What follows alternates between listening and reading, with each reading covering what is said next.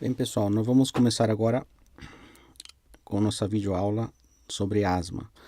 Então, a primeira coisa é definir o que é asma, né? Então, é uma inflamação, uma obstrução, uma hiperreatividade brônquica, né, com obstrução e acúmulo de secreções nas vias aéreas, principalmente as pequenas vias aéreas, né? Quem tem asma? A população tem uma prevalência na nossa população de 10%, então é bem prevalente a asma. O diagnóstico é feito normalmente antes dos 6 anos de idade, predominando em meninos, né? Pode desaparecer na adolescência e é mais comum em pessoas que já têm um histórico alérgico, ou seja, atópicos, né? 40% de chance, se você tem um parente de primeiro grau, você ter asma, e se você tem dois parentes, terá 80% de chance de ter asma. Então, a história familiar é importante.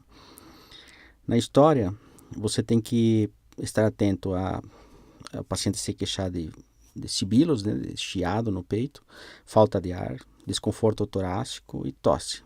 A tosse, muitas vezes, é uma tosse seca, persistente. O paciente, às vezes, pode consultar só por isso. Você tem que estar desconfiado que possa ser asma.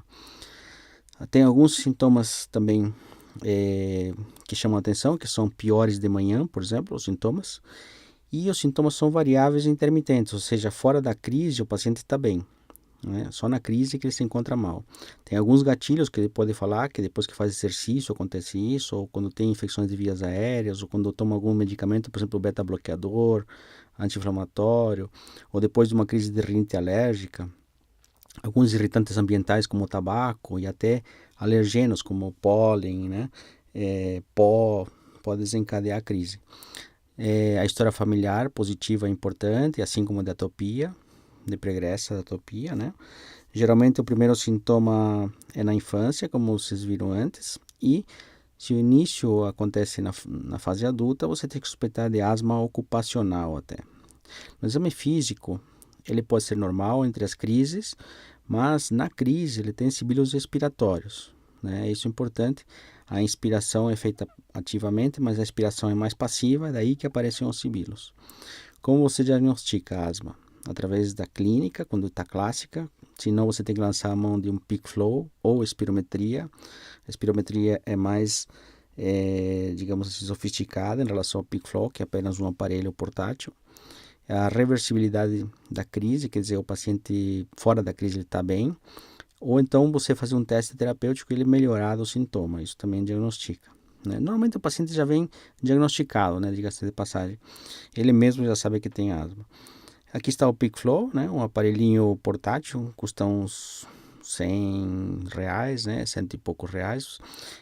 Você manda ele soprar com força nesse aparelho e você vai pegar aqui nesse ponto aqui, ele vai medir a quantidade de litros por minuto. Esse é um parâmetro móvel aqui, ele vai medir, por exemplo, 600 litros por minuto, 400 litros por minuto.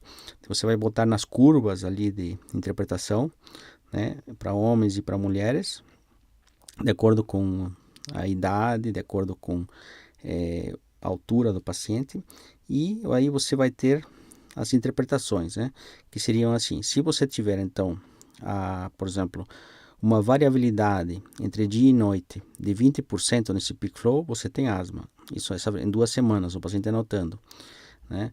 Ou seja, piorando sempre de madrugada, né, de dia, ao amanhecer, né, pela manhã. Você também pode ter um peak flow que varia após o exercício, ou seja, ele cai mais do que 20% após o exercício físico, também é sugestivo de asma. O peak flow aumenta mais do que 20% após o broncodilatador, é sugestivo de asma. E assim como também se ele melhora mais do que 20% após 2 semanas de corticoide oral ou 6 semanas de corticoide inalatório, também é sugestivo de asma.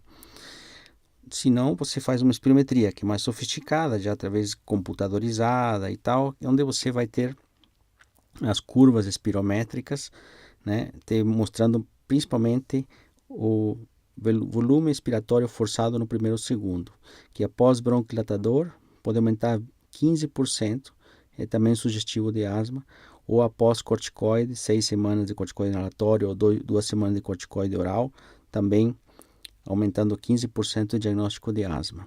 Bom, a espirometria merece uma aula até à parte, né? Depois, em outra oportunidade, a gente pode até conversar sobre espirometria, mas o importante é essa relação aqui, né? Volume expiratório no primeiro ou segundo, pela capacidade vital forçada, né? Que tem que estar acima, geralmente entre 70% e 80% é o normal, né? Abaixo disso é uma obstrução de vias aéreas. Muito bem. Também existe uma dificuldade, às vezes, de você saber se é asma ou DPOC que está acontecendo com o paciente. Só lembrando que asma, né, e DPOC são obstruções de vias aéreas, ambas. A asma é uma obstrução transitória e irreversível das vias aéreas, como falei antes, com melhora espontânea ou pelo tratamento. E DPOC é uma obstrução fixa, então esse DPOC não melhora facilmente, ali ela mantém-se fixamente, né, a obstrução. Essa é a diferença. Bom, também como que você vai saber se está frente a uma crise grave? Aqui tem alguns parâmetros, né? Pelo peak flow, né? Você pode fazer no pronto-socorro uma crise moderada se ele consegue atingir apenas 50, 75% do previsto, né? Segundo aquelas tabelas de interpretação. Então ele não consegue atingir mais do que 50, 75% do previsto. Geralmente é uma crise mais leve. A severa ele não consegue nem 50%, né? Aí você tem alguns outros sinais clínicos, como aumento da frequência respiratória, né, brade ou taquicardia, os pacientes não conseguem completar sentenças, às vezes não tem sibilos, que é mais grave, tem cianose, saturação de oxigênio baixa, e risco de vida não passa de 33% do peak flow, né, do previsto. Então, qualquer sinal de risco de vida, como hipotensão, confusão mental, até exaustão levando a insuficiência respiratória.